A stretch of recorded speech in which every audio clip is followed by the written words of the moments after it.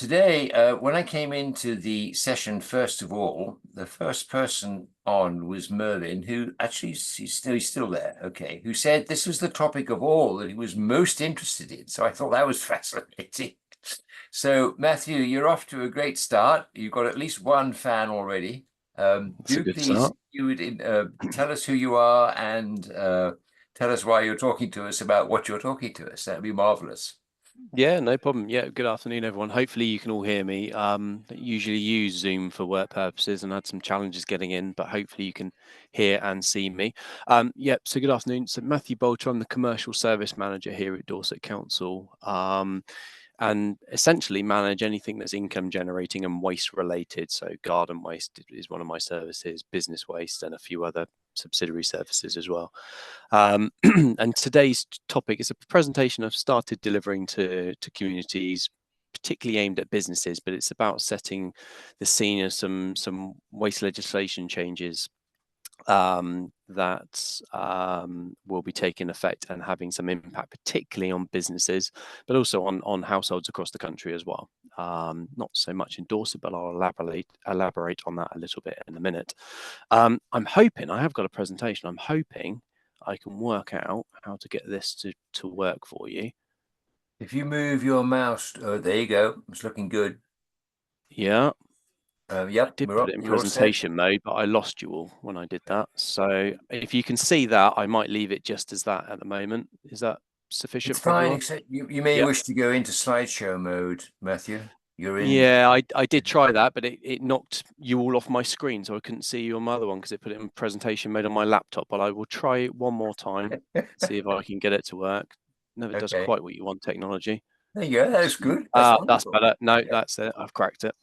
Good. Um, so yeah, so I'll just go straight into it. So if I just cover what's changing. So in 2021, the new Environment Act was introduced. You may or may not know that, but obviously it's been brought in to enhance the UK's protection of the environment. Waste obviously forms part of that, particularly Section 57. And three new reforms have been proposed to help deliver parts of the Environment Act in 2021. There are simpler recycling, which is the main one I'll be talking to you all about, which will have some significant changes about what material has to be separated and recovered and recycled from businesses and households across the country.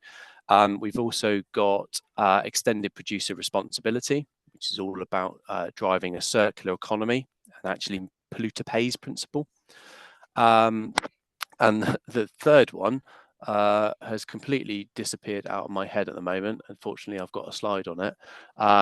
Oh, deposit return scheme. Sorry. Yeah. So harping back to the deposit return scheme. And I'll talk a little bit about the three reforms in a minute.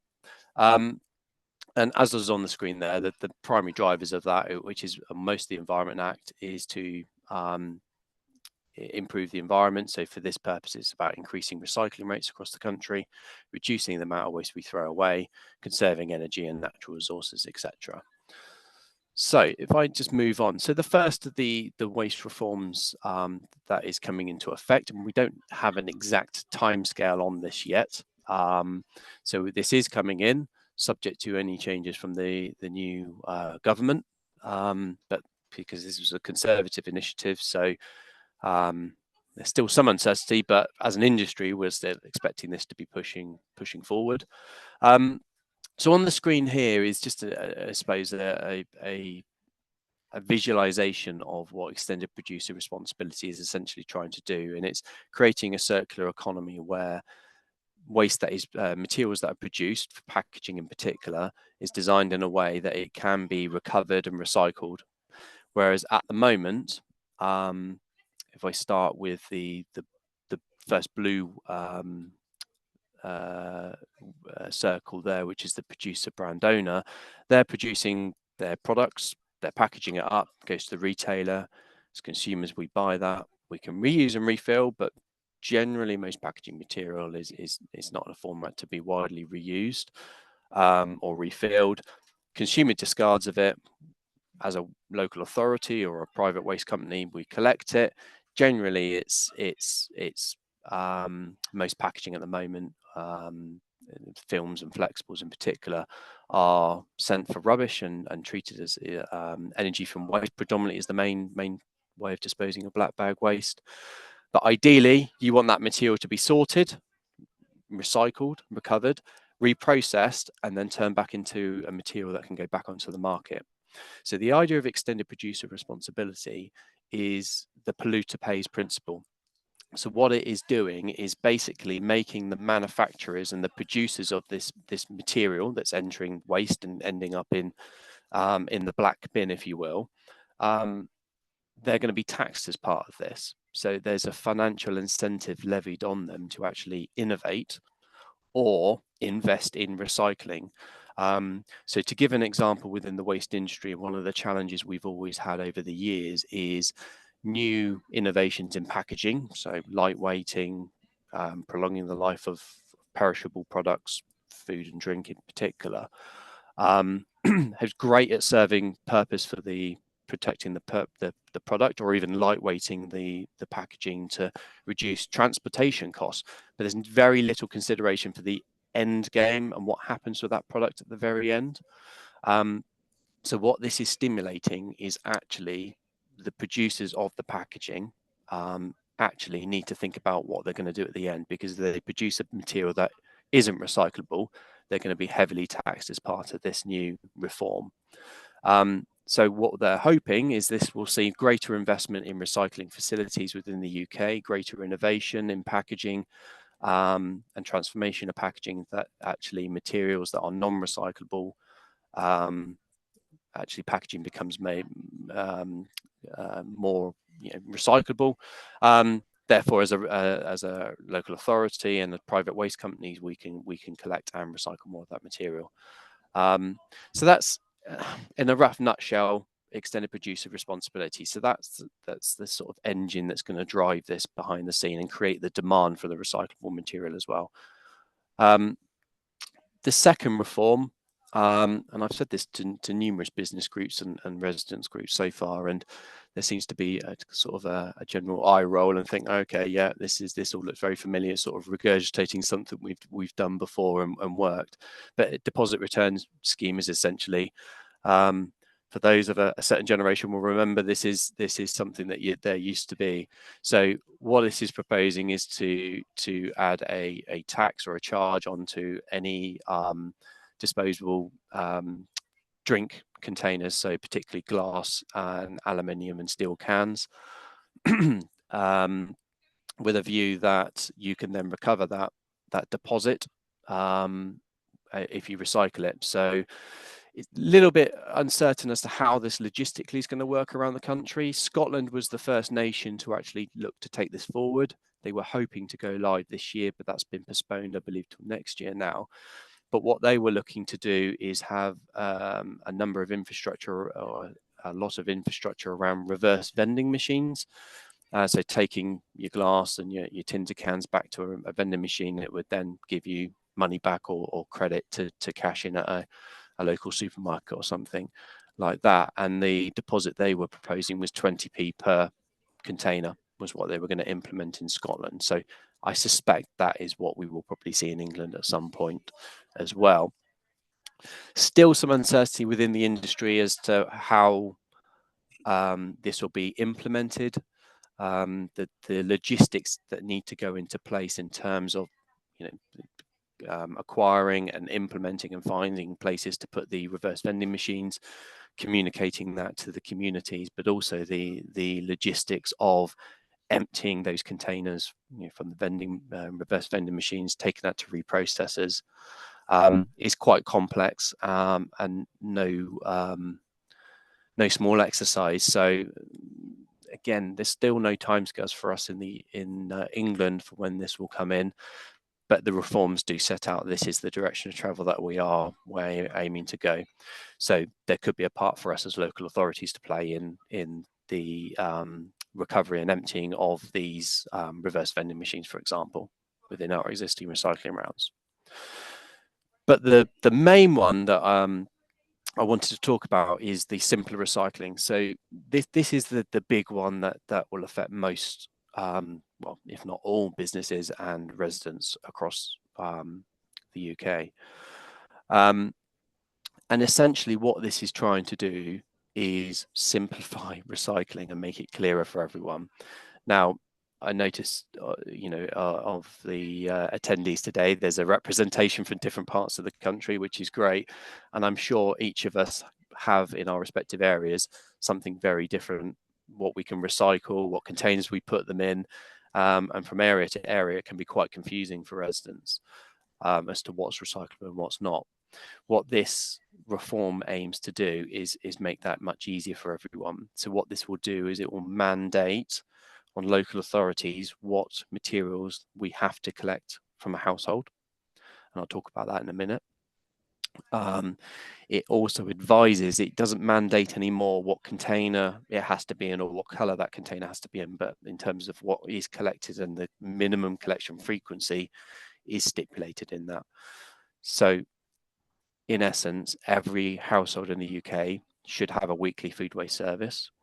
Every household in the UK should have access to a minimum fortnightly garden waste service that can be chargeable. Every household should be able to recycle glass, metal, plastic bottles, pots, tubs and trays, and paper and cardboard. And at the moment, it advises that rubbish should be collected as a minimum of fortnightly. So for us in Dorset, for Dorset Council, that mirrors essentially the service we provide our households at the moment. So the level of change for us is quite minimal.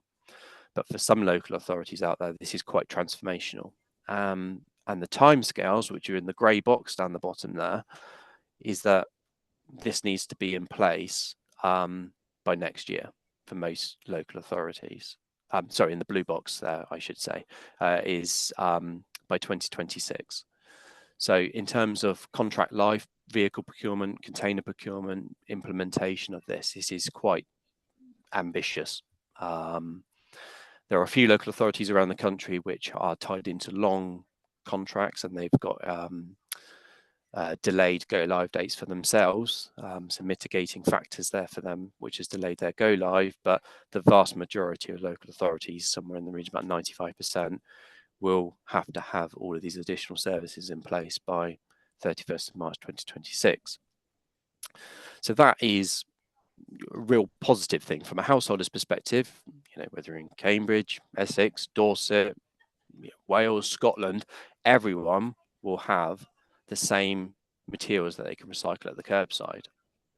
In addition, in 2027, so a slightly delayed launch for this is that plastic films and flexibles, which seems to be a lot of packaging these days, will also need to be recyclable and collected as part of the recycling mix. So thinking about my bin at home, the vast majority of mine isn't heavy material that goes in my black bag, it's the bulky sort of films and flexibles. So that will also be recyclable in 2027. The reason for the delay at the moment is because there isn't the infrastructure within the UK to widely recycle that. There's some small facilities, but nothing on a scale that would need to be in place. And the idea is that the three reforms will work in conjunction with each other. So the extended producer responsibility will see the producers of the packaging material innovate and align their material to that needs to be recycled, but also the funding that will come from those producers, because not all of their material they'll be putting onto the market will be recyclable. So the material that's taxed will help fund things like the deposit return scheme, will help fund the simpler recycling. So us as local authorities will receive some funding to help collect more material. And also with plastic films and flexibles, the extended producer responsibility levy on those producers will see them investing in recycling infrastructure. So hopefully will stimulate the market to have greater plastic film recycling capabilities. Other thing to note on this as well is that is the business side of things, so the non-household. Now, at the moment, there is a duty of care on businesses to separate their waste and recycle. but it's not law. There's a requirement, but it's not enforced. What these changes mean is that businesses will fall into the same bracket as households. So businesses will be mandated under the legislation to separate recyclable material. So everything that is expected of a household, so food waste, glass, metal, plastic, paper and card, businesses will need to have separate recycling collections for those as well, which is massive. So for us in Dorset, we've got somewhere in the region of about 5,500 businesses we collect waste from. Latest figures I had, only 30% of those businesses actually recycle, because for them it's generally the businesses that either want positive environmental credentials or other factors that is driving those decisions, because it does cost. It's an additional expense. Recycling any additional collections they have does cost businesses. So the vast majority of businesses will go for the bare minimum. This completely transforms that. So for us in Dorset, it creates a massive opportunity, but also a massive challenge in supporting businesses with that. So as I've just said there's a little bit more detail on the types of materials that household and businesses will be asked to separate from this on the screen. The big thing I just wanted to point out on this slide is there are no exemptions, particularly from a business perspective. If you're a retail business, for example, you're not in the catering or hospitality sector, you will still need to have a food waste service. There is no exemptions. So it's not an excuse for a business to say, we don't produce that. They have to have something. They have to separate something. So whether it be, your staff kitchen and there's only tea bags, for example, they have to have a separate food waste service for that. And the reason for mentioning that is because that's one of the big things that comes out from my conversation with businesses in Dorset to date is, well, we don't produce it. Why are we going to pay for an additional collection when we're not producing that waste?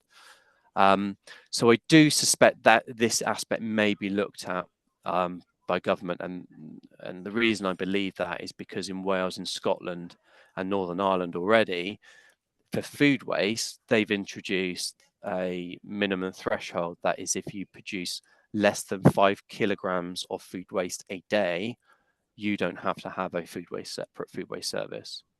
So England at the moment is the only of the nations within the UK to not have that exemption. So I suspect that may come in the near future. But as it stands, there is no exemption. So irrespective of how much of a material you produce, there is an expectation it should be separated and recovered.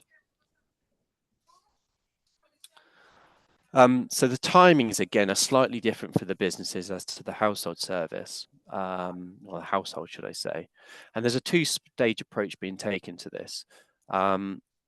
So DEFRA have said that if you're a large, medium or small business, which they've quantified as a business with more than 10 full-time employees falls into those small, medium or large brackets, they need to have separate recycling, glass and food waste collections in place by March 2025. So 6 months essentially is what we're saying. But those that they class as micro businesses, and again, they've categorized those as businesses with fewer than 10 full-time equivalent employees. There's a 2-year hiatus, as in their go live will be the 31st of March 2027. The reason for the delay is the financial impact, particularly on smaller micro businesses, will be much greater than the larger businesses. So they've got a bit more time to prepare as well. And again, the films and flexibles, as I mentioned with the household, aligns with this as well. So all businesses will be expected to recycle films and flexibles by 2027, which is the same as the household date. I thought I saw a comment on the chat bar, so apologies. Let me just wake that up on my computer, try and pick that up as I go.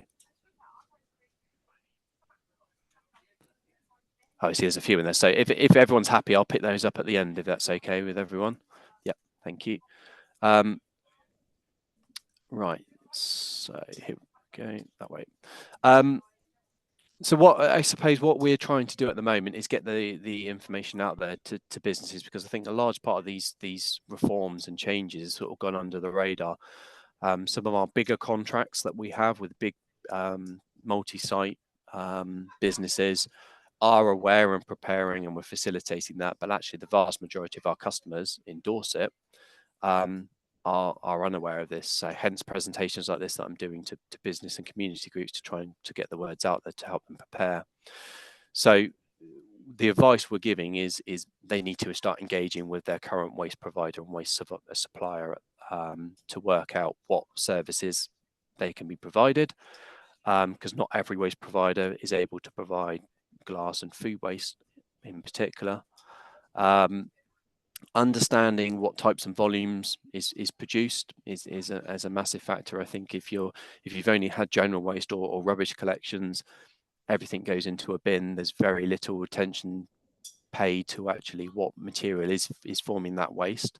So actually understanding what the majority of your waste type is, and to help inform what containers and bin sizes and collection frequencies you may need, is really useful. And also to start thinking about, well, it's all well and good paying to have additional collections, so recycling and having different bins, but there is likely going to be some training or support within the workforce, your employees, to help separate these materials. Because envisage a hospitality environment, in the kitchen where the food is being prepared, or plate scrapings.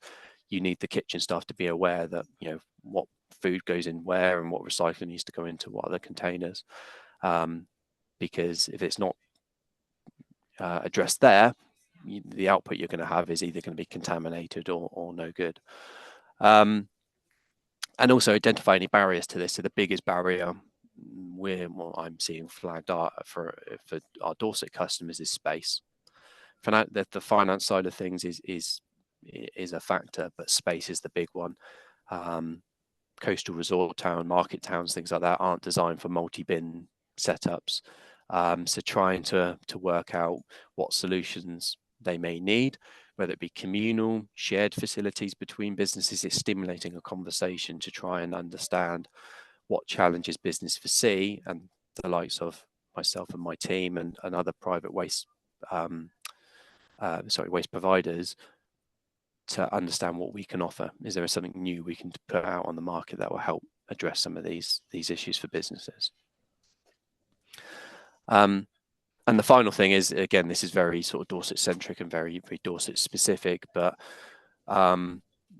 we offer support in my team. So, pointing customers to our services to get an idea on what we offer and the prices, just as a benchmark, as a sort of a market leveler, if you will.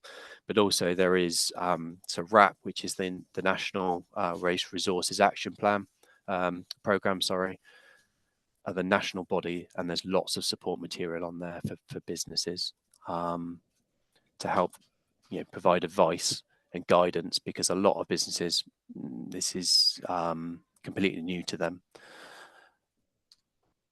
And that's the presentation I've been given. So I see there's some comments in the chat bar, but anyone? Oh, I can see a hand there. That's always good. Yep. Stuart. Hi, thanks. Very interesting presentation, and I didn't really know about the change in legislation, which is obviously coming down the line. I've been quite interested in waste and recycling for some time now, and I've been trying to find out what exactly happens to our waste and what we are doing wrong in terms of the recyclables. You say the containers just rinse them and put them in the recycling. Well, how clean do they have to be? If you've got a aluminium curry container, they don't wash out easily. Some people say you waste more water and energy trying to clean them, and it's not necessary. I've heard tales of, if they find one contaminated article, then the whole lorry load just gets sent to landfill. I've tried to find out what exactly happens. I mean, as far as I can see, you put stuff in the recycling bin, it gets taken away, and that's all I know about it. Yeah. I have tried to follow it. I was directed to a national database, which I found utterly impenetrable. Yeah, I think it was written in DBase, and you had to open the database, then start putting in filter after filter after filter. Next to impossible to find out. I traced the company which our district council use. We're in Essex. This recycling company is in Kent. And there's quite a lot of blurb about the amount they recycle, this, that, and the other. Their plastics are separated, pelletized, sent up to Skelmersdale in Lancashire, and then sold to companies for reuse. But then the last bit of their form is how much energy from waste they generate. So it seemed very difficult to actually find out exactly what is happening, what we're doing wrong, and how we can improve it. Yeah. So I mean, I can't talk for other local authorities, but I could use the experience of how we operate and what happens here in Dorset. So obviously, similar sort of thing. All recycling goes into one bin. In Dorset, we keep glass separate. So there's no glass, but paper, cardboard, tins and cans, plastics all go into one bin. We collect that in RCV and we take it to our recycling facility, which is essentially a bulking facility. All of our recycling in Dorset goes up to Shotton in North Wales, believe it or not. But actually, from an environmental perspective, that's the best facility for recovering as much of that recyclable material as possible for us. And that's accounting for the extended travel, if you will, up to North Wales. So the recycling facility, very sophisticated sites these days. Has an initial sorting facility, a manual sort where they hook out any obvious contamination from the mix, and you'll be amazed some of the weird and wonderful things that end up and people perceive to be recyclable. So there's an initial sort line mainly to recover things like black bags and any other obvious contaminants. After that, it's all mechanical machinery where there's sensors that recover everything. So the main thing to be hooked off is the metal, tins and cans. So a combination of magnets and electromagnets to separate the aluminium and steel. Next thing is then there's blasts of air is probably the best way of describing at various different points. I'm doing a massive injustice to the technology, but it helps separate paper and cardboard. Then in theory, what is left is your plastics, and then that goes on a conveyor where there's lots of optical sensors, lasers essentially, that determine the type of plastic and the grade and quality of plastic, and then again shoots blasts of air off to separate them off into the various components. Each of those gets bulked up and then sent to a specific reprocessing facility. So as you described there, the plastics get sent off and pelletized and reprocessed. Inevitably, there is an output from the recycling process which is contaminated. So from that initial pick line, there's also anything that's of a really small size that can't be sorted comes out at the end as well. That is the bit that will end up as energy from waste. So there is always a proportion of non-specific, non-targeted materials which will be recovered. That's our experience in Dorset. The question about what is the level of contamination and cleaning and preparation of the material. I mean, the advice that we always say is, if you can clean it, brilliant. I mean, the main purpose is it's not from a recycling perspective. It needs to be spotless. It's, if you had an aluminium container that had half a curry left in it, and you put that in a recycling bin, it will contaminate all the other material in there. So paper and cardboard in particular. So as long as it doesn't perish or contaminate other material in the load, then it's generally fine. It doesn't need to be spotless from a recycling perspective because that gets sorted as part of the process. So I don't know that that's helpful or not, Stuart, but that's our experience in Dorset, and that's what we do. Yeah, no, that is. I mean, that's pretty much what I think happens. But I would like to know what sort of percentages of plastic actually get recycled? How much is going to energy from waste? And how good are the scrubbers on the chimneys of these energy from waste plants? Are we just tipping loads of toxic substances into the atmosphere? Mm. I'm not a specialist in that. I'm the stat. Admittedly, this is probably from the industry themselves, but the way they describe it to me is the emissions from these and the scrubbers in them are effective. But of course, they're going to say that. They've always described it. I remember seeing a presentation. They described the emissions from a facility that over the course of a year is comparable to a large firework display. And again, whether that's accurate or not, I don't know.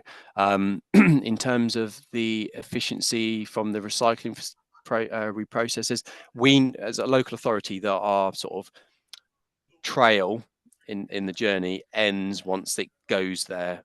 I haven't got any stats for you, unfortunately, as to what input they're putting in as to how efficient that is at the outputs and how much is wasted from that journey. A lot of the energy from waste figures that we put in is our black bag waste. That's where vast majority of our stuff in Dorset. So our black bag waste in Dorset goes through a process called mechanical biological treatment. So black bags go into a facility, mechanical ripping open of the bags. We try to recover any recyclables we can, but it's usually poor quality.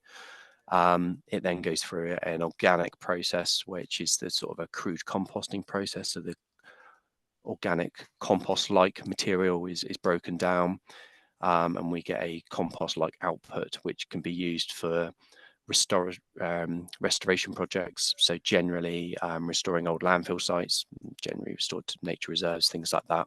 So that output can be used in that, but it can't be used for any sort of commercial or public use because of its source. And then the final output at the end of that, which is relatively small, is turned into what we call RDF, so refuse derived fuel, which is essentially bales of dried waste that then go into an energy from waste plant.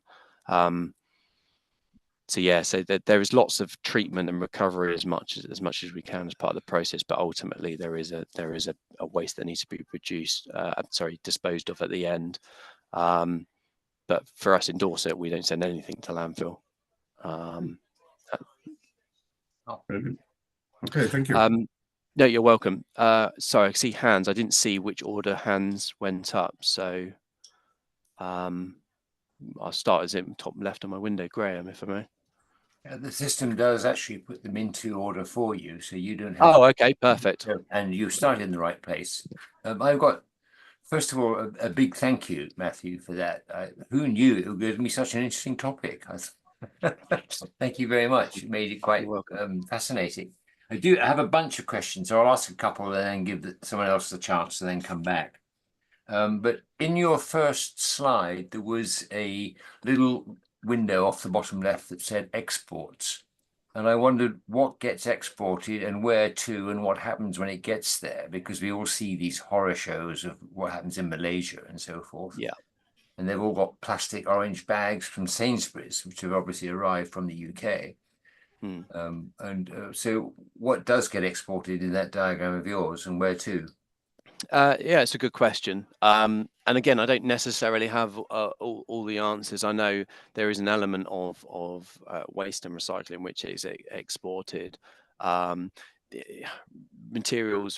materials is a global commodity. So there are materials which are exported. I mean, the primary example that's been given to me is in the past, because we don't export anything in Dorset, it's all reprocessed within the UK. But from what has been described to me in the past is China and Asia are a mass producer of packaging materials. Some of the consumables we have origins come from Asia and China in particular. You've got container ships bringing those materials across. Actually, those ships will be going back relatively empty. So the recycled materials, so some plastics in particular, card is another one that sometimes is exported. it's better exporting that back to the producer so they can actually recycle it and turn it back into the materials that's needed. How effective that is, I think, yeah, I've seen the same sort of articles as yourself. Third world countries where you see it almost literally just dumped loose. So yeah, I how effective that is, I don't know, and I've got no direct experience other than just sharing that example with you as how it's been described. For us in Dorset, like I say, everything we deal with is UK based. We did briefly export RDF, refuse derived fuel, but that was because of lack of incinerator energy from waste plant capacity within the UK, and that was going on to the continent in Holland, I believe, because a lot of the continent there's a demand there, so it was most effective to ship it over there. Thank you. And just one more question first.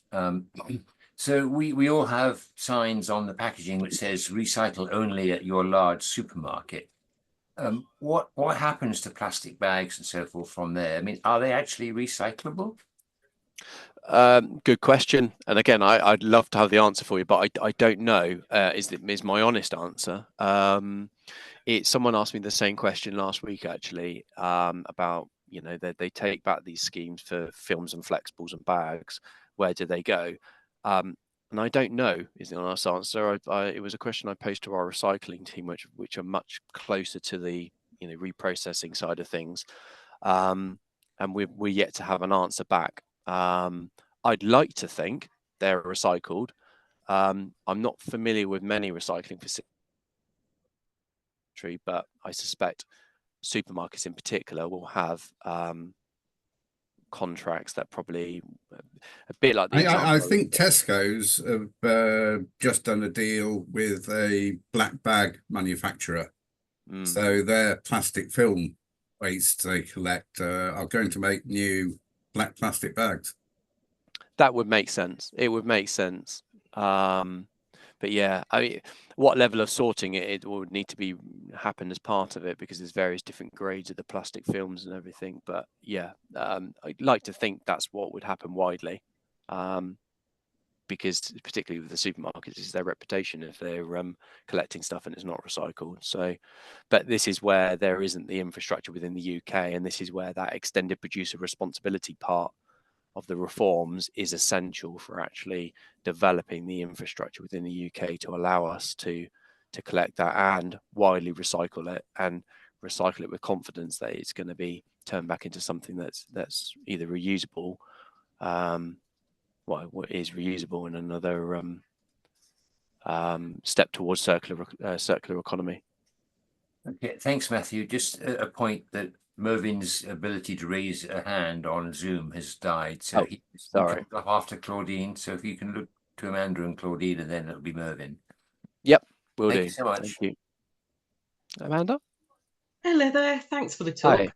No problem. I'm in Boulter on the Water in the middle of North Cotswolds. Very heavily touristed.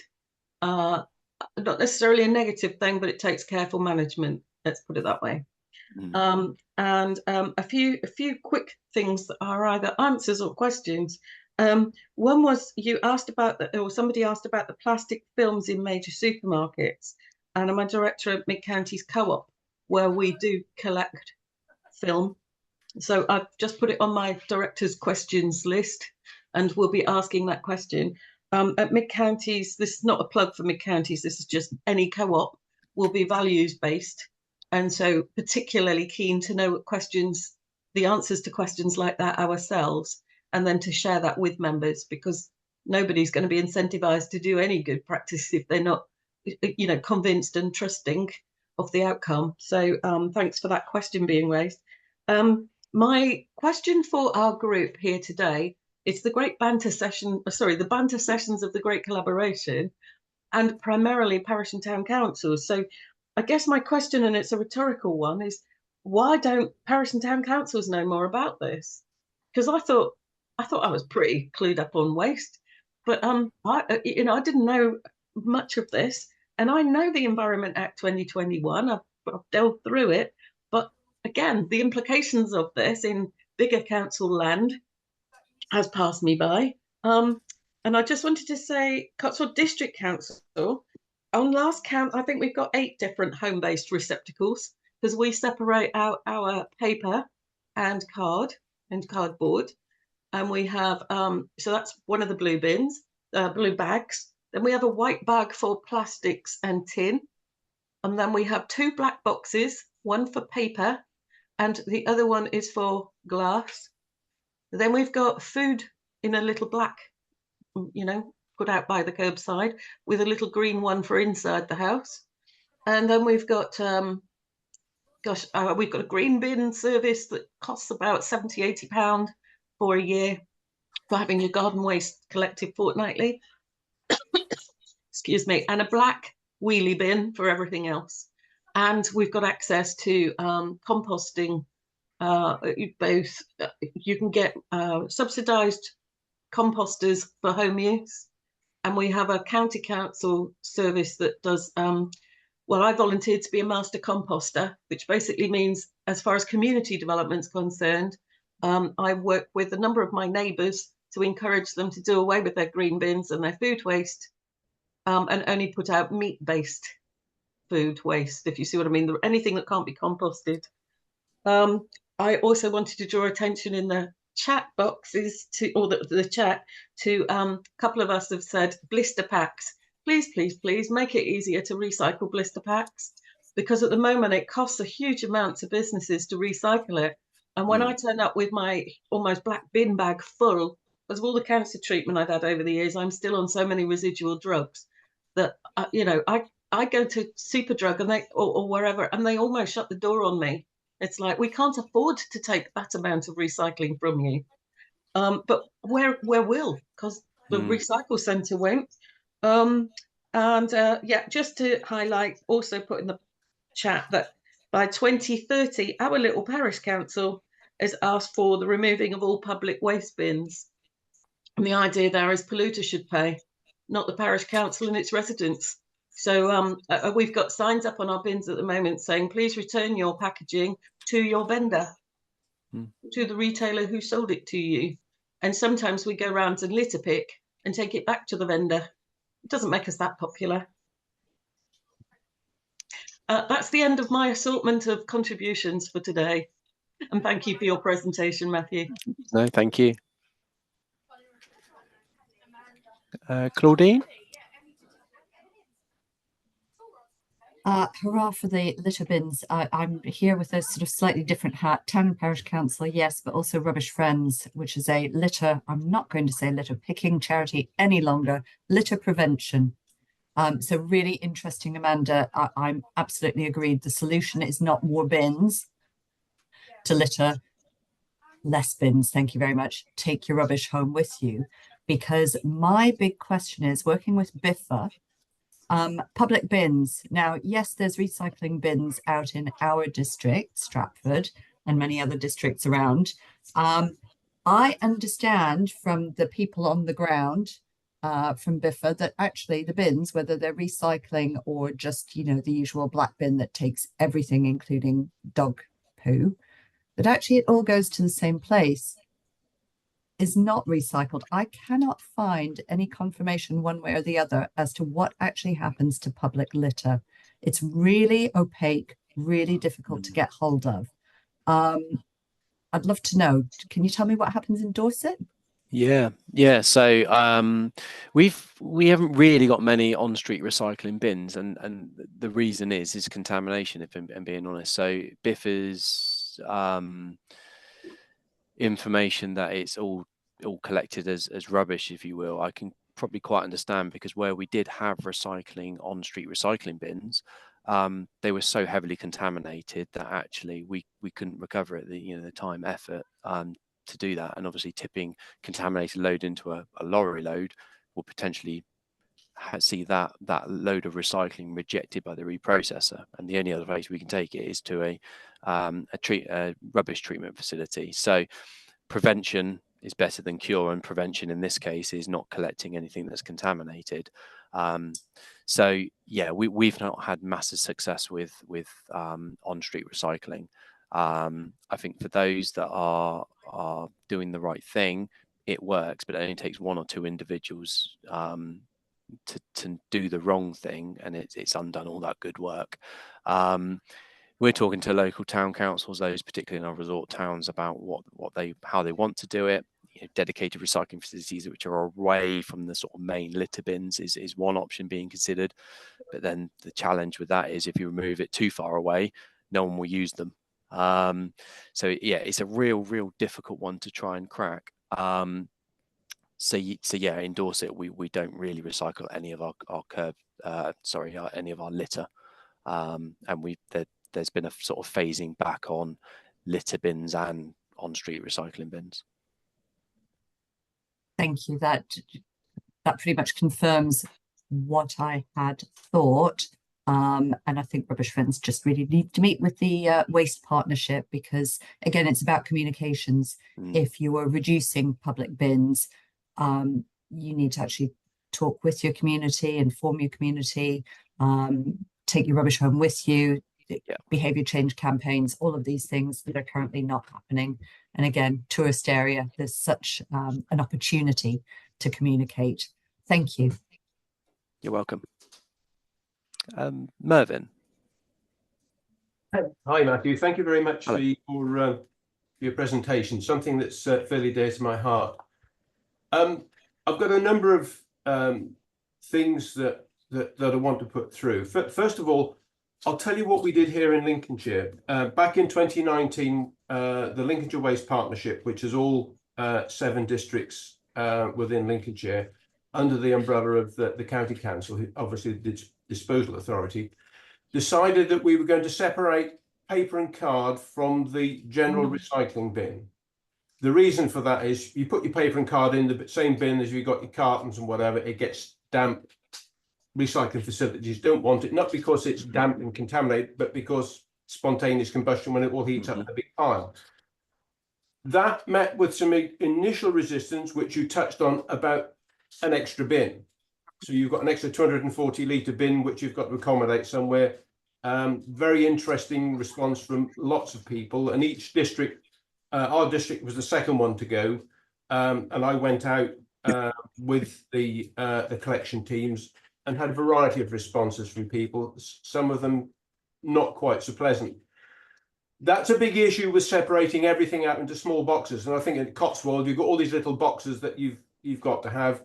Personally, I would find that a real pain. The economic benefits from taking paper and card out is that the County Council now has an income stream. It goes 30 miles down the road to Kings Lynn to Palm Paper, where it's recycled. And it's about 98% good quality materials. People have got used to it now. That's good. Coming to food waste, we did a trial here in Lincolnshire 3 years ago, South Kest even with a pilot for that one. And whilst they were being subsidised by the County Council to do it, all was well and good. They ran it for a year afterwards and then dropped it because it was uneconomic for them to do so. Having said that, Lincolnshire County Council has just signed a deal with an anaerobic digester to take food waste. And my understanding is that next year they're going to start collecting food waste. Now, as councils, you will get a subsidy, unless the Labour government changes this, from the government for the pod vehicles to go out and collect the food waste. And I'm going to suggest that Dorset is very much like Lincolnshire, a large rural area. Yeah. I don't have any food waste as such to throw out, the odd banana skin maybe, or a lemon peel, but the amount of food waste that I would generate, it would take me probably 6 months to generate 5 kilograms of waste. Most stuff I got goes in the compost bin, and we have very little other waste that goes out. And any food waste at the moment goes in the black bin, goes off to the energy from waste plant. There's an issue from energy from waste plants. If you take the food waste out, calorific value of the mix drops. That's an issue. What I hear nobody talk about with all of this charging around the countryside to collect food waste is the actual carbon cost of doing so. Nobody seems to be interested in that, because you're traveling thousands of miles around the countryside to collect minimal amounts of food waste. In an urban area, yes, I understand it. So in the big metropolitan areas where you've got lots of restaurants, makes perfect sense. In rural areas like this, it doesn't. Now, I know there's difficulties in putting food waste in with the green waste because you have to convert that into a usable compost. And from my understanding, you do that in an autoclave. Green waste here goes to open row composting, which works very, very well. So I don't think DEFRA have really thought about this in the round. And the whole thing about the producer pays for it, no, it's the consumer that pays for it. Because make no mistake about this, when we go for food waste collection, yes, you get the initial grant for buying the vehicles and what have you, but then after that, it's the council taxpayer will pay for this service, which I don't believe is actually that environmentally friendly when you take the overall carbon cost of this. This comes on to other recycling. I'm sorry to go on about this, but this is something I've dealt with for 4 years when I was on the exec here at North Kesteven. The other problem you have with recycling, there's an economic context to all of this. You can collect all this stuff, and if it's not economically viable for the manufacturers to recycle it, it just sits somewhere. And then some recycling plants have a convenient fire because there's a lithium-ion battery that's gone into the mix that sets fire to all. Well, that solves the problem of what to do with it. It's an insurance claim. So there's an economic problem with it. Not all plastics melt at the same temperature. So you've got the problem with different kinds of films. And I don't know, I can't remember now because we don't buy that much plastic material with stuff with plastic all over it. But in Canada a few years ago, all plastics had a number on them. So you know what type of, whether it was a medium density polyethylene or whatever. And so there's a huge problem with all of this, and you can only recycle certain materials 2 or 3 times. So it's not an infinite cycle. You have to keep adding new materials in. I could go on and on. There are so many problems with all of this. And I think the general public are being hoodwinked by this, mad rush to recycle everything where it may not be economically and environmentally right to do so. I mean, you've got the TEEP analysis, but that seems to have gone out the window with all this. Technically, economically, environmentally practical. I think the whole thing needs a complete rethink and allow local councils to do what's right for the local areas. Now, I know you'll never get this through DEFRA because they got this big top-down thing. And I've had this argument with the Lincolnshire Waste Partnership for the last 3 years about that. But it is a problem. And I don't know how you get around it. It really is a huge problem. And as for extended producer responsibility, you might be able to tell me this. What happens with all this packaging that comes from China? Who's going to pay for that? It's a very good question. I don't have the answer for that. It's something we've picked up our end and have fed back to DEFRA. It is a problem. I will just say that in Lincolnshire, nothing goes to, well, it's about 4% of our waste goes to landfill, and a lot of that comes from the energy from waste plant. And from, I'm assuming your plant will be the same. A lot of the materials will end up as aggregates. They'll take the steel bits and pieces out and recycle that. And I did see an interesting article where in Holland they recycle dirty Napolis into road aggregates. So that there is a use for lots of plastic material into aggregates and stuff like that. I will shut up now because I could go on forever and a day about this, but thanks very much. It's a really, really useful talk that you've put on today, and one that I think a lot more people need to hear. Thank you very much. Thank you. Amanda? Yeah, I put it in the chat box as well because I don't want to sound like I'm having a what's the word, a cursive with Mervyn, but you know, the answer to that is reduce, reduce, reduce. We've just got to keep saying it to people. We don't need to consume so much. Don't get it in the first place, and make your wise choices at purchase, so that at the end of the day, it becomes a commercially viable decision to do away with some of the stuff in the first place. I think we've got to keep going with all of it. It's not one thing is the right way and therefore everything else is not.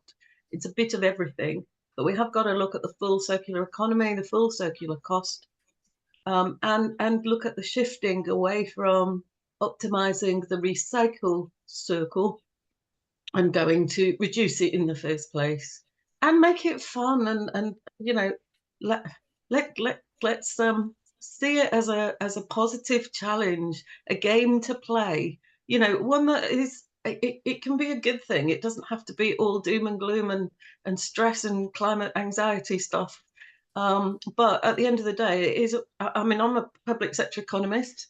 So looking at these things from the cost to the taxpayer versus cost to business, etc., and the cost of the planet, it is right that we've got to be realistic and look at that. But I think that's the stuff that's here and now, the stuff that's medium term, the stuff that's long term, and the different costs. And sometimes you've got to incur costs to reap the rewards down the line. And as far as international standards are concerned, I do think we should be lobbying for an agreed international standard. When we have a lot of international visitors, tourists to Boulter on the Water, they are looking for their different bins that they're used to, or they're looking for the markings on their plastic or other things that they're used to, and they're finding a whole higgledy-piggledy mess. We've not got to the Betamax versus VHS video recorder debate and come up with an internationally accepted way of being yet. It would be good to know, Matthew, if you know whether we're heading that way. And that's the end of my rant. Thank you. No, thank you. No, I'm not aware there's anything on a sort of an international scale. I think this is very much everything I'm aware of is more sort of a national UK-based legislation changes. Are there any other questions? I don't see anybody.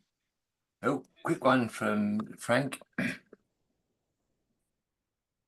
Yes, just I mean, I totally agree with the reduce, and it's part of the whole cycle of things. So you start off with refuse, so don't accept packaging when you're out in places. And supermarkets are getting better, so we're seeing more and more supermarkets having loose fruit, and you take along your own bag to put the fruit in. But that's still an exception. It's going to become the commonplace. So refuse, reduce, reuse, repair, and then you get to recycle. The challenge, I'm taking nothing away. It's a really interesting talk, Matt, and great to get that context and understanding. But too often when you're trying to help people understand about sustainability or about climate action, they see recycling as the solution. And recycling is actually the last resort before landfill. We've got to do everything else first. And it's one of the ones we're trying to work on in repair, in terms of repair cafes up here, that realistically, and I suspect from some of the conversations I've heard here, Parklands, the Scottish villages, a lot of the English villages will be similar. People aren't going to wait for 3 weeks for their kettle, for the next repair cafe to repair their kettle.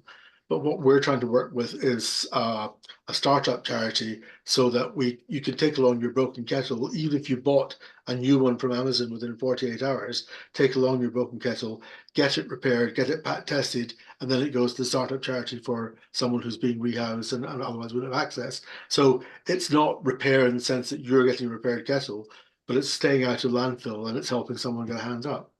So it's trying to be more innovative about that and look at recycle as the bottom of the triangle rather than the starting point.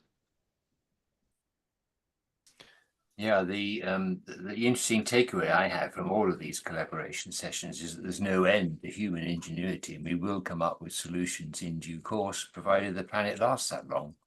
So on that cheerful note, thank you all very much for coming. I attempt frequently to let you know what's coming next week. And I can tell you with huge aplomb that I haven't the slightest idea. But if all else fails, I'll be talking to you all about underground housing and why you're daft to be above ground. But that may or may not occur depending on whom I talk to in the next few minutes. So thank you all very much for coming. Thank you particularly to Matthew for producing what was a fascinating topic. And Amanda, if you can hang on a second, I would be very grateful. But to everyone else, thank you so much, and we'll see you next week. Take care. Thanks. Thank you. Nice to meet you all. Bye-bye. Well,